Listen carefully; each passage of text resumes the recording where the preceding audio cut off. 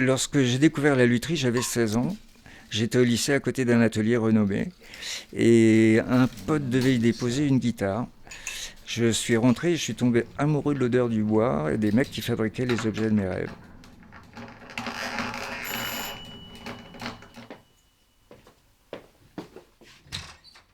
Oh, salut Yves. Ça va? Ça va, ouais. Impec. Très bien. Il y a quelque chose que j'adore dans mon métier, c'est la rencontre avec les gens. En lutherie, outre le fait d'avoir des guitares d'exception, on rencontre des gens qui ont parfois un parcours étonnant. Et c'est toujours un plaisir. Alors c'était très drôle comme rencontre. En fait, on est voisins, mais vraiment on est voisins très proches. On est dans le même immeuble. Et un jour, j'allais donner des cours avec ma guitare sur le dos. Et j'ai entendu une voix. Je ne savais pas trop d'où venait cette voix. Et en fait, c'était Yves qui m'appelait de son balcon pour me dire en gros: «Et toi là-bas, qu'est-ce que tu es guitariste? Qu'est-ce que tu fais? Viens, monte à la maison, on va parler un peu guitare.» Donc on s'est rencontrés comme ça.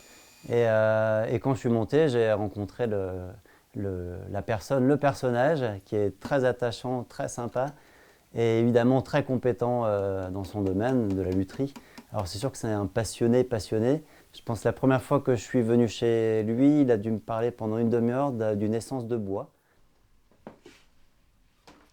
Je trouve qu'être musicien facilite parfois le dialogue avec les clients. Quand les mots ne suffisent pas, on parle parfois de sensations. Et je trouve que si j'étais pas musicien, peut-être que le travail de luthier serait plus compliqué.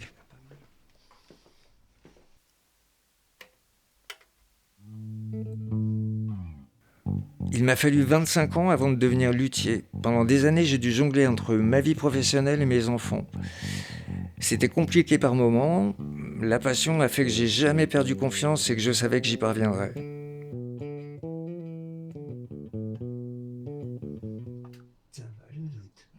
Les chemins que tu empruntes dans ta vie qui finalement te permettent d'arriver à ta passion sont parfois improbables. Un jour, par hasard, j'ai croisé la route d'un luthier canadien qui vendait tout son matériel. J'ai saisi l'occasion et à ce moment-là, j'avais tout ce dont j'avais besoin pour lancer mon atelier. Je pratique ce métier avec beaucoup de passion. Je crois qu'il faut avoir beaucoup de patience, de curiosité, de générosité et de créativité.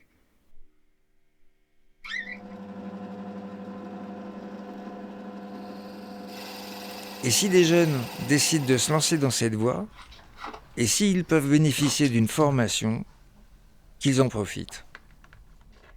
Et garder à l'esprit les valeurs incontournables de ce métier, qui pour moi sont très importantes.